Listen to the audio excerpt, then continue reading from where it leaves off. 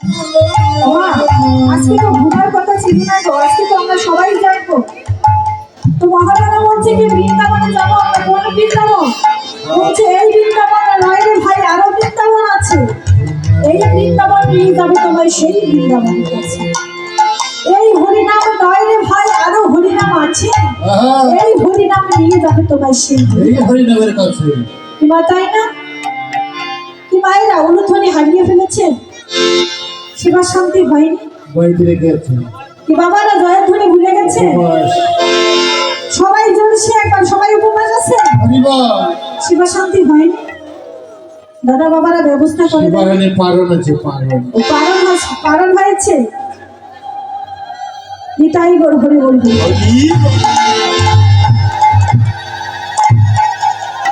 তো এতক্ষণ আমরা সবাই ছিলাম কোথায়?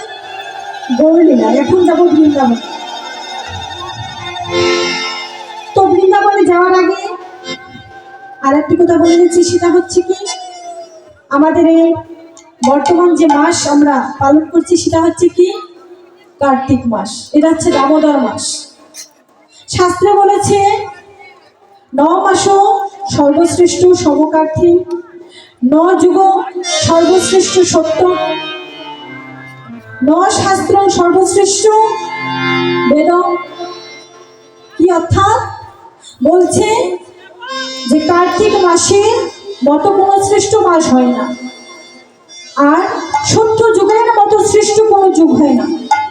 আর বলেছে বেদ শাস্ত্রের মতো শ্রেষ্ঠ কোনো শাস্ত্র হয় না।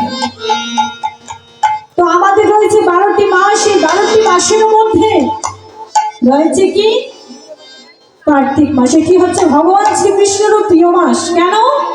কারণ ভগবান শ্রীকৃষ্ণ তার যে দাম্পত্য লীলা, তার যে দামোদরের লীলা, সেটা তিনি করেছে এই কার্তিক মাসে অমাবস্যা তিথিতে। কি বাবা, তাই না? অমাবস্যা তিথিতে তিনি করেছিলেন দামোদর লীলা। দামোদর লীলা কি মা? দাম অর্থাৎ বন্ধন, আর উদর অর্থাৎ হচ্ছে কি পেট। তো দামোদর মা যশোমতী কি করেছে? বাৎসল্য প্রেমে গোপালকে ভালোবেসে তিনি তার উদরটাকে উদুঘলের সঙ্গে বন্ধন করেছিল। উদুঘল কি মা?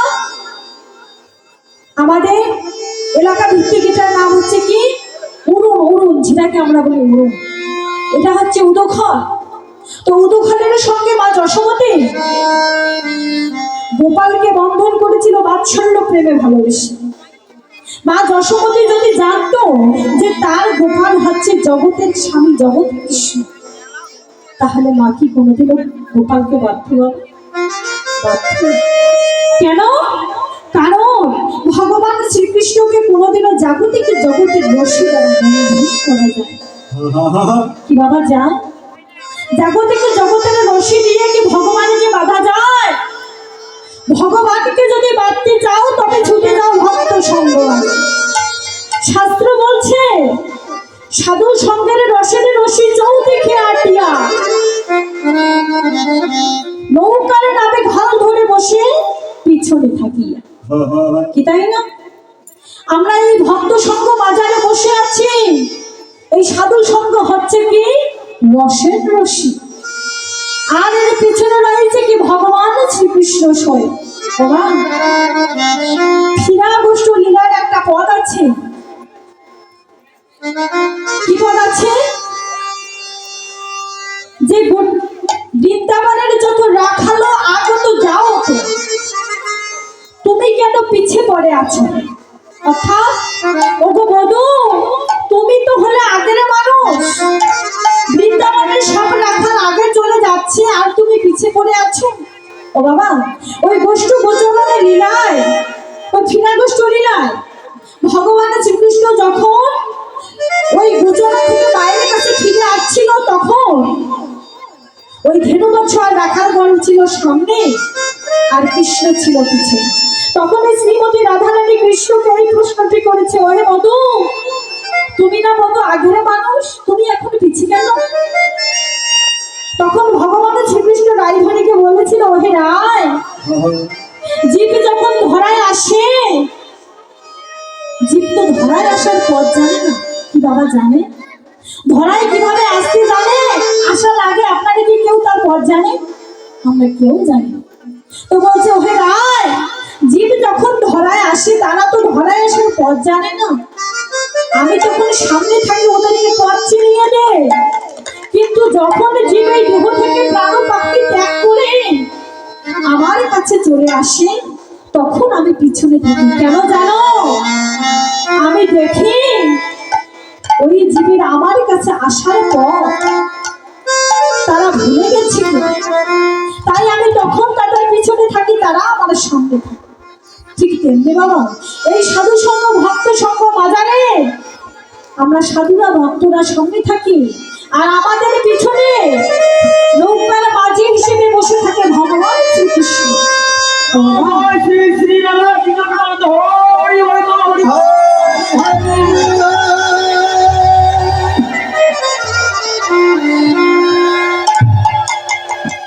ও বাবা, আমরা এই জায়গা থেকে জগনে যখন একটা নৌকায় চড়ি, নাবিক কোথায় বসে বলেন তো?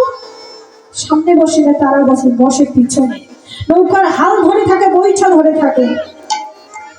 তো সেই নাবিক হচ্ছে প্রাণ কৃষ্ণ। সেই প্রাণ কৃষ্ণ, সেই প্রাণ কৃষ্ণকে মা যশোমতী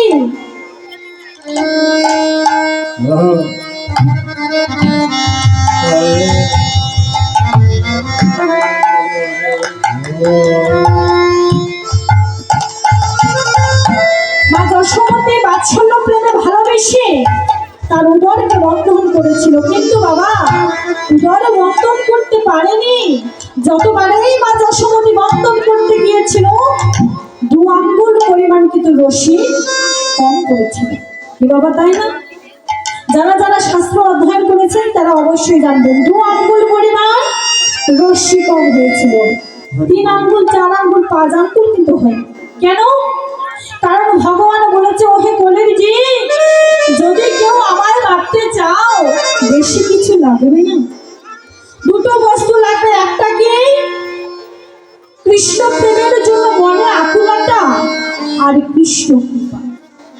অর্থাৎ ভগবান যদি কোনো ভক্তকে কৃপা করে, আর ওই ভক্ত যদি ভগবানকে পাওয়ার জন্য মনে আকুলতা প্রকাশ করে, তাহলে নিতাই বড় হরি বল বলে তার কৃষ্ণ কৃপা।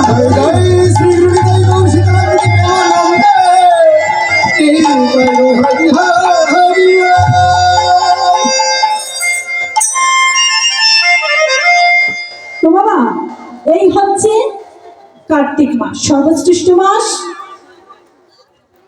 এই কার্তিক মাসে অন্তত পক্ষে সকালবেলা সূর্য উদয়ের আগে স্নান করে ভগবানের নাম গ্রহ কীর্তন করতে হয়।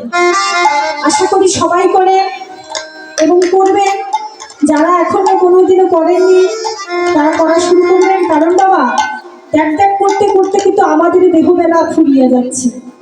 কখন যে ভবপালের ডাক আসবে কিন্তু বলা যায় না। এই ভবসাগরে মাঝে এসে সংসার কুরুক্ষেত্রে আমরা এসেছি, তাই না? কুরুক্ষেত্রের যুদ্ধ হয়েছিল, হয়নি? কুরুক্ষেত্রের যুদ্ধে ওই অর্জুন যুদ্ধ করেছিল, আর আমরা যুদ্ধ করছি কার সঙ্গে? কাম, ক্রোধ, লোভ, মদমোহ, আশ্চর্য এই ষড়রূপ দশেন্দ্রের সঙ্গে আমরা যুদ্ধ করছি। তো বাবা, সেই কুরুক্ষেত্রের যুদ্ধে কিন্তু 18 দিন হয়েছিল। কেন? জীবের 18 মোকামকে জয় করার জন্য। যদি কোনো ভক্ত জীবের 18 মোকামকে জয় করে সংসার সাগর মাঝে এসে কুরুক্ষেত্রের যুদ্ধে জয় লাভ করতে পারে, তাহলে সেই ভক্তটি অনায়াসেই কৃষ্ণকে লাভ করতে পারে। তো সেই কুরুক্ষেত্র, সংসার কুরুক্ষেত্রে আমরা এসেছি। যখন এসেছি, এবারে কিন্তু কার্তিক মাস শেষ। ও বাবা, দয়া করে যারা এখনো শুরু করেনি সামনের বছর থেকে শুরু করবে, তাহলে অনেক পূর্ণতা লাভ করা যাবে। কারণ এই কার্তিক মাস ভগবান শ্রীকৃষ্ণের প্রিয় মাস ছিল। শাস্ত্রে বলা আছে যে সকল তীর্থের পূর্ণতা নাকি এই কার্তিক মাসে বিরাজমান। অর্থাৎ কোনো ভক্ত যদি নিষ্ঠার সঙ্গে এই কার্তিক ব্রত পালন করে তবে তার সকল তীর্থ ভ্রমণ হয়ে যায়।